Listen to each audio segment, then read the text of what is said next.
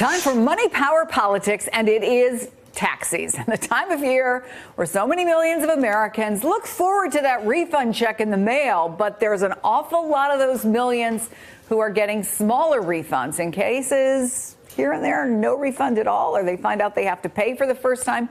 Look at these local headlines.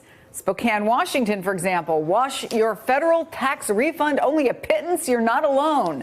Charleston, South Carolina, and Maine warning the same. The Detroit Free Press points out smaller refunds mean some won't catch up on their bills. Joining me now, Politico chief economic correspondent and CNBC contributor and host of Politico Money podcast, Ben White.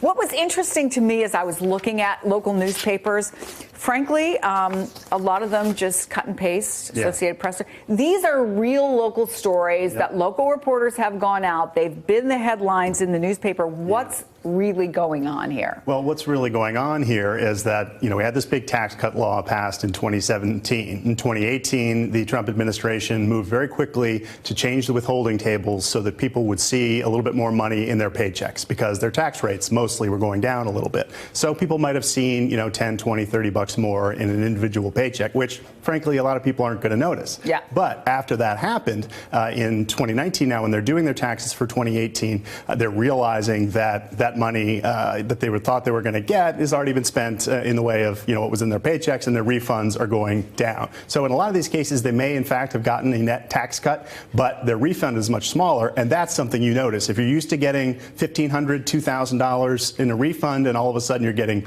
zero or less than that, you're going to be upset. And well, it has and people real make implications. plans for this. Precisely. For example, Jason Marquez, a postal worker, pizza delivery driver, and student in Massachusetts, said that since his income didn't change, he was expecting a similar refund to roughly what he got last year, $6,000, money he would use toward his student loans or paying off credit debt.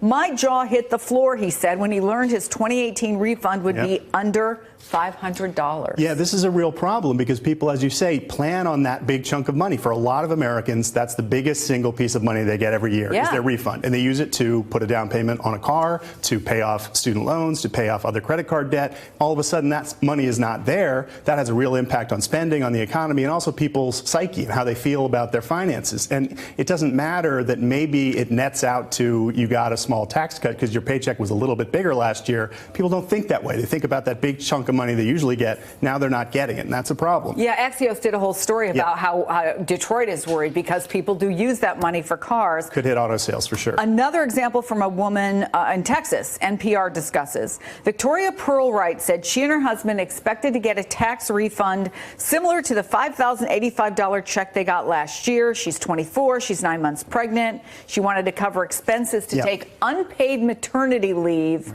as a venue manager at a cafe bar in Houston.